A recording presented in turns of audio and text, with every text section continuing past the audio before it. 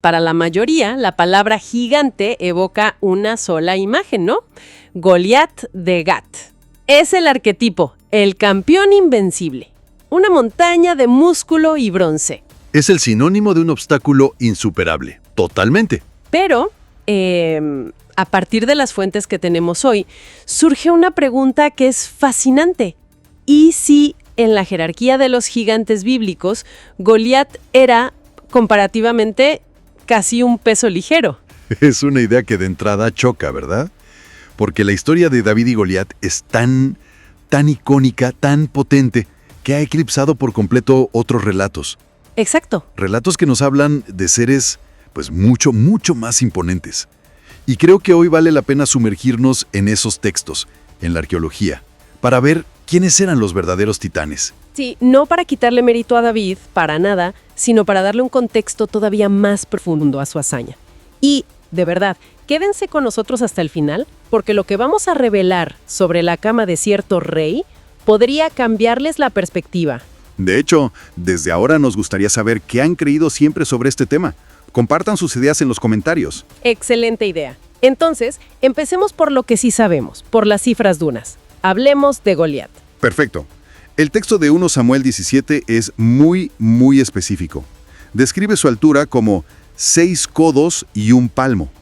Que en medidas actuales, ¿cuánto sería? Porque codo y palmo suena muy antiguo. Claro, un codo antiguo variaba, pero usando una medida estándar de la época, estamos hablando de una altura de entre 2,90 y casi 3 metros. O sea, es monumental, más alto que cualquier jugador de la NBA en la historia.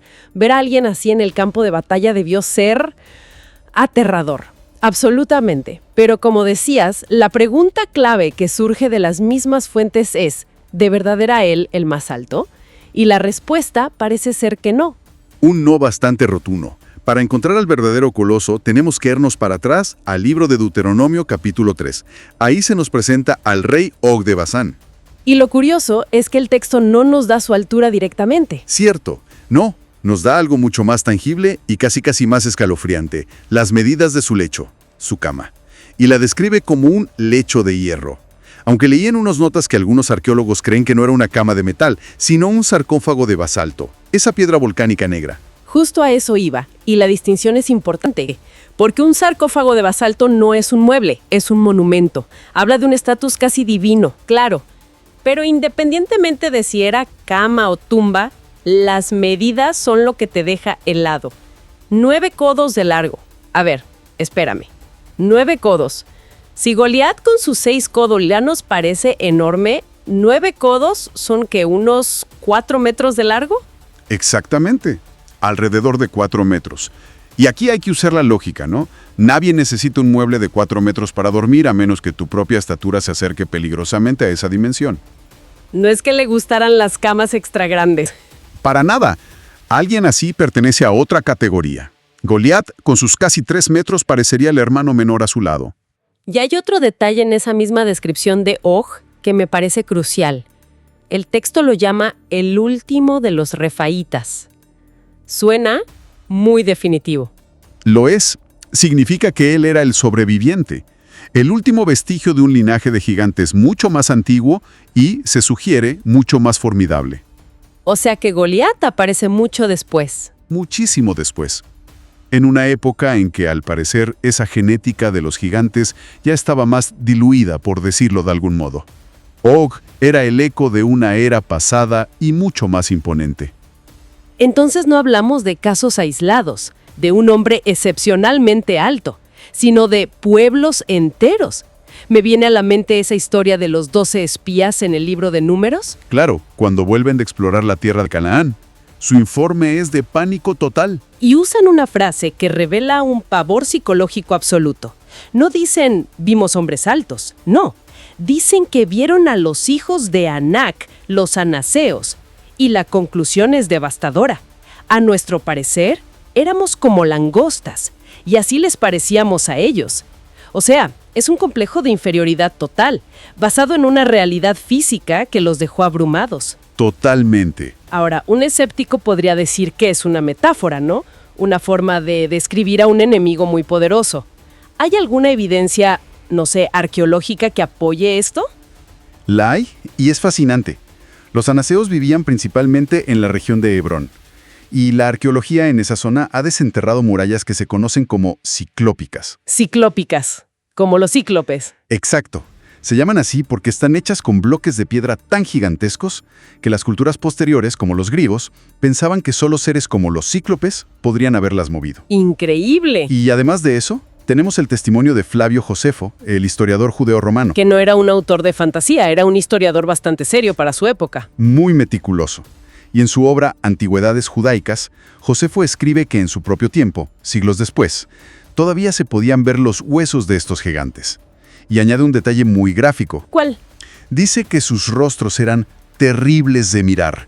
Esto sugiere que no era solo la altura, sino quizá una fisionomía diferente, más robusta. Aquí surge una pregunta importante para quienes nos escuchan.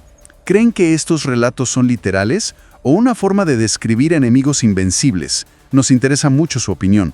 Es un gran punto, porque la persistencia de estos relatos en múltiples fuentes, más la arqueología, pinta un cuadro muy consistente. Y los anaseos no estaban solos. En Génesis 14 se mencionan otras tribus, los refaítas, los husitas, los semitas. Y los nombres mismos son muy reveladores.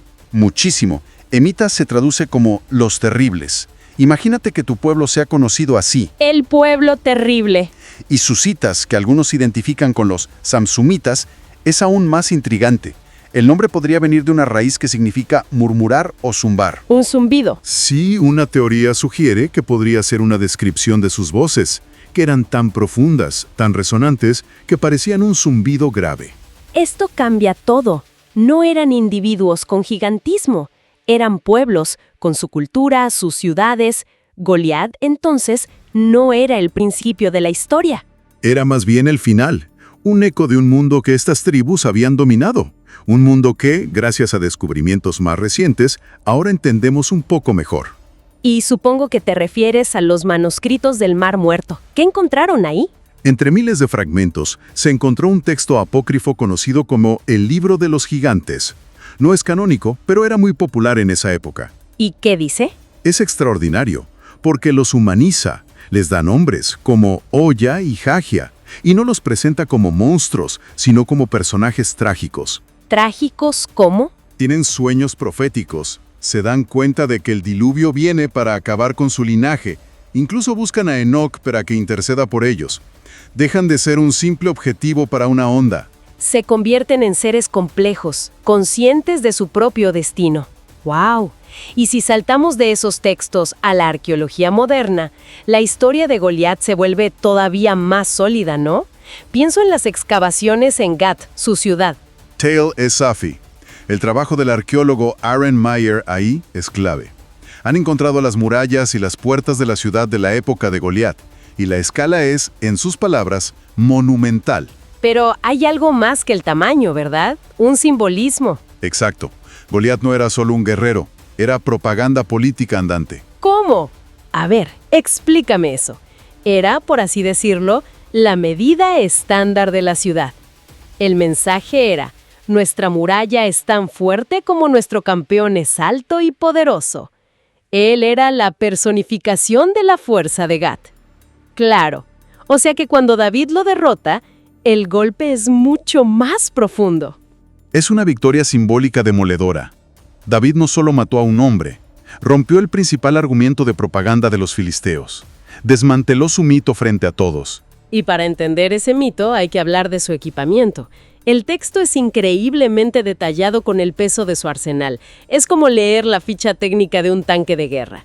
La cota de malla, 5.000 ciclos de bronce. Esos son unos 57 kilogramos. Solo la armadura. ¡57 kilos! ¡Es absurdo! Este tipo llevaba el equivalente a una persona delgada encima y se esperaba que peleara con agilidad. La fuerza que necesitas para eso es de otro planeta. Y no es todo. La punta de su lanza, 600 ciclos de hierro. Son casi 7 kilos solo en la punta. El arma completa debía ser como manejar un poste de teléfono. Por eso necesitaba un escudero. El escudo era tan masivo que otro hombre tenía que cargarlo. Exacto. Y el material, el hierro, era la tecnología de punta. Los filisteos tenían el monopolio. Goliat era el pináculo de la ingeniería militar de su tiempo. Y por lo que se lee, no era el único en su familia, ¿o sí? No, parece que la genética era fuerte. Se menciona a su hermano, Lakshmi, también un gigante. Pero hay otro pariente de Gats con un detalle anatómico fascinante. El de los 6 dedos. La polidactilia. 6 dedos en cada mano y 6 en cada pie. 24 en total. Y lo increíble de ese detalle es que la polidactilia es un rasgo genético real. Existe. Al incluir ese dato, el texto ancla el relato en una biología plausible. Totalmente. Refuerza la idea de que eran características de un linaje, no mutaciones al azar. Me pregunto, ¿quiénes nos escuchan habían notado ese detalle de los 24 dedos? ¿Qué creen que significa? ¿Una mutación casual o una característica de su estirpe? Déjenos saber su teoría. Es una gran pregunta. Y todo esto nos lleva al punto final, ¿no? Si el rey Og era más grande y los anaseos más temibles, ¿por qué Goliat se llevó toda la fama? ¿Por qué es él el gigante? La respuesta, creo yo, tiene un solo nombre: David. La narrativa de David y Goliat es sencillamente la historia perfecta del desvalido. Es el arquetipo universal del underdog. Es la estrategia y la fe contra la fuerza bruta. El impacto narrativo es inigualable. Comparemos. El rey Og fue vencido por todo un ejército liderado por Moisés. Fue una guerra. Una conquista militar. Impresionante, pero no tiene esa chispa personal. Exacto.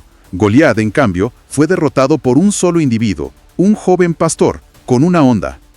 La asimetría del enfrentamiento es tan brutal que convierte la historia en leyenda eterna. Se podría decir que el logro de David inmortalizó a su oponente. Sin duda. Y lejos de disminuir la hazaña, todo este contexto en realidad la engrandece. David no se enfrentó a un matón grande, se enfrentó al último vestigio de un linaje que aterrorizó al mundo antiguo. Así es. Si hacemos un resumen, Goliat fue un guerrero formidable, el producto final de la ingeniería militar filistea. Pero la historia bíblica, la arqueología, nos pintan un cuadro de pueblos enteros de gran estatura, con reyes como Og, que representan una escala de poder físico que hoy nos cuesta hasta imaginar. La victoria de David, vista así, adquiere un significado todavía más profundo. Simboliza un punto de inflexión, el fin de la era de la fuerza bruta y el ascenso de la estrategia, la fe, la inteligencia. David no ganó jugando el juego de Goliat, ganó cambiando las reglas. Y esto nos deja con una última reflexión. Las fuentes nos dicen que el linaje de los gigantes se extinguió. La pregunta es, ¿fue porque el mundo se volvió demasiado pequeño para ellos? ¿O porque la estrategia y la tecnología hicieron que el tamaño físico dejara de ser la ventaja definitiva? Una pregunta fascinante, porque la historia de la humanidad es, en cierto modo, la historia de cómo el ingenio superó a la fuerza. La onda de David es el símbolo perfecto. La pregunta final es para quienes nos escuchan. Si estuvieran en el lugar de los espías y vieran a un ananeseo, ¿correrían o intentarían la suerte como David? Sean sinceros en los comentarios. Buena pregunta. Si este análisis les aportó una nueva perspectiva, dejen un me gusta para que sepamos que este es el camino. Y no olviden suscribirse para seguir explorando juntos estos grandes misterios. Gracias por acompañarnos. Hasta la próxima.